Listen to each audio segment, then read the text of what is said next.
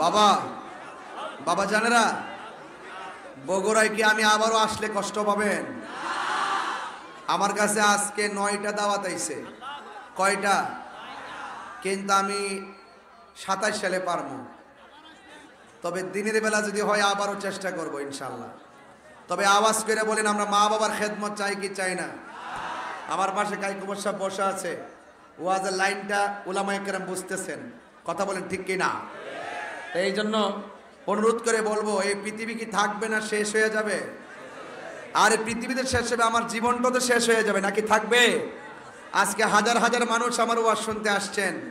আমি যখন মরে যাব, এই মাহফিল আমার জন্য থেমে থাকবে না, আরেকজন ওয়াইজিন আসবে, কথা বলেন ঠিক কি না? এই জন্য সবাই মহব্বতে বলেন আল্লাহু আকবার, মহব্বতে বলেন ইয়া রাসূলুল্লাহ। এবার নবী জিজ্ঞেস করে, মা, আল্লাহু আকবার কোন কেন? মা, তুমি আমার আগে যেও না গো মরে। আজকে মা বেঁচে আছে দেখে নবী একটা নাজাতের উসিলা বানাইতেছে, কথা কোন ঠিক কিনা? যদি মা যদি সন্তানের আগে মারা যাইতো, আর সন্তান যদি মাকে কষ্ট দিত, তাহলে উপায়টা কি হইতো? আল্লাহর হাবিব বলেন, একদম নীরব, আল্লাহর হাবিব বলেন, ও মা, আপনার সন্তান জাহান্নামের বিছানার মধ্যে গাও গড়াইতেছে, আপনি কেন হাসতেছেন? কয়, আল্লাহ যে আমার বদদুয়াটা আমার প্রতি হাসান করে কবুল করেছেন, এই জন্য আমি আনন্দে হাসতেছি। আমার নবী তো উম্মতের দেওয়ানা, আমার নবী আপনার নবী রহমাতুল লিল আলামিন। আমার আল্লাহরে ডাক দিয়ে বলে, আল্লাহ, ও বগুড়ার বাবা, ও আমার সোনারায়ের বাবা, ও কপিগ্রামের বাবা, দিলটা নরম করে বলুন না আল্লাহ, আরো মায়ার সুরে কন্যা আল্লাহ। আমার নবী আপনার নবী রহমাতুল লিল আলামিন আমার আল্লাহরে ডাক দিয়ে কে, আল্লাহ, সন্তান মারে বদদুয়া দিছে, তুমি সন্তানটারে কবরে আগুন দিয়ে পুরাইতেছো। যে বদদুয়া দিছে সেই মা সন্তানের কবরের পারে সন্তানের কষ্টের কথা শুননা অভ্রুক্ষেপ না কইরা এই মা তোমার শুকরিয়া আদায় করলো গো আল্লাহ। আমি নবী আমার উম্মতের জন্য একটা কথা তোমার কাছে ফরিয়াদ করি, এই কবরের উপরে ছানিটা তুমি সরাইয়া দাও, এই মহিলাটারে সন্তানের কবরের আযাবটা একটু দেখাইয়া দেন। আমার নবী হলো মুস্তাজিবুদ দাওয়া। নবী যদি বলে আল্লাহ দাও, আমার আল্লাহ দিবেন। নবী যদি বলে আল্লাহ ধ্বংস করে দাও, আমার আল্লাহ ধ্বংস করে দিবেন। নবী যদি বলে আল্লাহ আমার উম্মতকে জান্নাত দিয়া দাও, আমার আল্লাহ জান্নাত দিয়ে দিবে। এই জন্য আমার নবী ডাক দিয়ে কে, আল্লাহ, এই মাকে ওই সন্তানের উপরে সামিয়ার একটা আলোক কইরা দাও, আর সন্তানের আযাবটাকে দেখাইয়া দাও। যেই মাত্র এই কথাটা বলল, সাথে সাথে ওই কবরের উপর ছানি সরাইয়া দিছে, আর মা দুঃখিনী তাকায়া দেখতেছে সন্তানটা কবরের ভিতরে জাহান্নামের গালিচার ভিতরে কাঁদতেছে আর নাচতেছে। এমন বিকট আওয়াজ হইতেছে, বাঁচাও বাঁচাও বাঁচাও, আর পারি না গো আল্লাহ। এই কথা বলে বলে কাঁদতেছে। সীমান্ত থেকে জনব, মাশরিক থেকে মাগরিব পর্যন্ত আওয়াজ হয়ে গেছে। মানুষ কান্নার আওয়াজ শুনে না, গরু ছাগল গুলা শুনে। মানুষ কেন শুনে না? একটা মাত্র কারণ। কাইকুমর সাহেব ওয়াজের মধ্যে বলছিলেন, আমার আল্লাহ দুই শ্রেণীর মানুষকে আমার আল্লাহ ইবাদতের জন্য বানাইছেন। এক নম্বর হলো ওয়ামা খালাকতুল জিন্না, দুই নম্বর হলো ওয়াল ইনসা। আল্লাহ মানুষ এবং জিন জাতিকে আল্লাহর ইবাদতের জন্য বানাইছে। এই জন্য জিন জাতিকে কবরের আযাব শোনার ক্ষমতা আল্লাহ দেয় নাই, মানুষকে কবর আযাবের শোনার ক্ষমতা দেয় নাই। সাহাবীরা ডাক দিয়ে বলে, নবী গো, এই আওয়াজ যদি শুনতো তাহলে কি হইতো? আমার নবী বলে, উম্মত, কবরের কান্নার আওয়াজ যদি মানুষের কানের মধ্যে লাগতো, এই মানুষের কানের পর্দা ফেটে যেত, সাথে সাথে মানুষগুলা মারা যাইত। এই জন্য মানুষ কবরের আযাবের আওয়াজ শুনে না, যেই মাত্র আল্লাহ কবর আযাবের উপরে সামিয়ানাটা সরাইয়া ওই মাকে কবর আযাবটা দেখাইয়া দিল।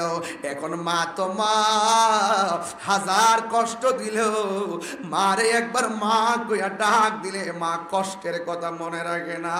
এই পৃথিবীর মধ্যে একটা মানুষ হাজার হাজার ব্যথা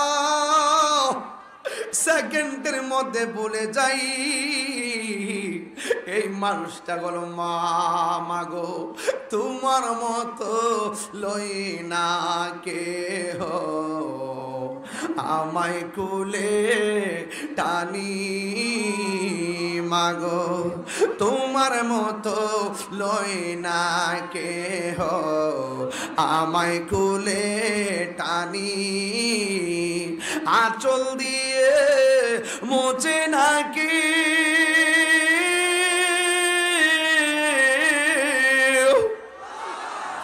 আঁচল দিয়ে মোচে না কেউ আমার চোখের পানি। হায়রে মা জননী আমার, হায়রে মা জননী, হায়রে মা জননী আমার, হায়রে মা জন। আমি গুনাহগার আব্বারে হারাইছি 6 মাস 6 বছর হয়ে গেছে। জীবনে কত বাবার চেহারা দেখছি, আমার বাবার মতো লাগে না। এই পৃথিবীর বাবা এমন একটা বট গাছের বাজান, ওয়াজটা করে দিয়ে যায়, নিঃশ্বাসের কোনো বিশ্বাস নাই। আমি আজকে মহব্বতের ওয়াজ করলাম, ইবাদতের ওয়াজ করলাম, এখন সোহবতের আলোচনা, খেদমতের আলোচনা করতেছি রে বাবা। বন্ধু, বাপটা চলে গেলে দেখবেন সিদ্ধান্ত নিতে পারবেন না। বাপটা চলে গেলে দেখবেন একটা সিদ্ধান্ত নিলে 10টা ভুল হবে। আর বাপটা বেঁচে থাকতে অনেকক্ষণ চিন্তা কইরা বাবা যে সিদ্ধান্ত দিয়েছেন, একটা সিদ্ধান্ত এখনো লড়ে নাই। কারণ মুরব্বিটা অশিক্ষিত বাবা হলেও এই বাবার মূল্য সন্তানের কাছে কম না বেশি? আজকে সমাজের ভিতরে সন্তান যখন ম্যাজিস্ট্রেট হয়ে যায়, সন্তান পিউনের কাছে কি কয় জানেননি? কয়েকটা মুরব্বি আসবে লঙ্গি পইরা, উনারে বাইরে বসায় রাখো। নিজের বাবার পরিচয় অফিসিয়ালি ভাবে দিতে চায় না। এটা শিক্ষিত না, এটা হলো বেঈমান। কথা বলেন ঠিক কিনা? বাবা গো, ও বাবা, বাবা গো বাবা, বাবা তুমি কেমন আছো ছোট মাটির ঘরে? তোমার কথারি দই মাঝে পড়ছে বারে বারে। বাবা গো বাবা, বাবা গো বাবা, কত আদরে কত স্নেহ তোমার কাছে পেলাম, সব কিছু হারিয়ে আজকে নিঃস্ব হয়ে গেলাম। কত আদরে কত স্নেহ তোমার কাছে পেলাম, সব কিছু হারিয়ে আজকে নিঃস্ব হয়ে গেলাম। ভালোবাসি তোমায় বাবা, বুকটা যে যাইছি রে। ভালোবাসি তোমায় বাবা, বুকটা যে যাইছি রে। তোমার কথারি দই মাঝে পড়ছে বারে বারে। বাবা গো বাবা, বাবা গো বাবা। আমার নবী আল্লাহরে ডাক দিয়ে গে, আল্লাহ ও আল্লাহ, এই মহিলার সন্তানটা যাবে, ওই সন্তানটা তো আমি নবীর উম্মত। ও আল্লাহ, কবরটারে খুললা দিয়ে মারে দেখায়া দাও। মা যখন দেখছে কবরের মধ্যে আযাবে বলেছে, ওই মা সেকেন্ডের ভিতরে মা আল্লাহরে ডাক দিয়া কি, আল্লাহ 3 বার কন্যা, আল্লাহ